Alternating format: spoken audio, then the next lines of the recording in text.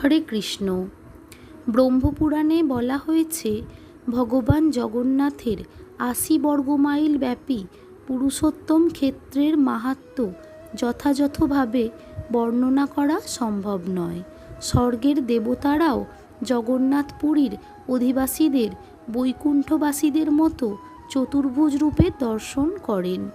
নৈমিষারণ্যে সমস্ত মহর্ষিরা যখন সমবেত হয়েছিলেন, শ্রীল সুত গোস্বামী তখন শ্রীমদ্ভাগবত শোনাচ্ছিলেন এবং সেখানে গঙ্গার মাহাত্ম্য বর্ণনা করে বলা হয়, গঙ্গার জল সর্বদাই শ্রীকৃষ্ণের শ্রীপাদপদ্মে অর্পিত তুলসীর সৌরভ বহন করছে এবং এইভাবে গঙ্গার জল ভগবান শ্রীকৃষ্ণের মহিমা প্রচার করে প্রবাহিত হচ্ছে।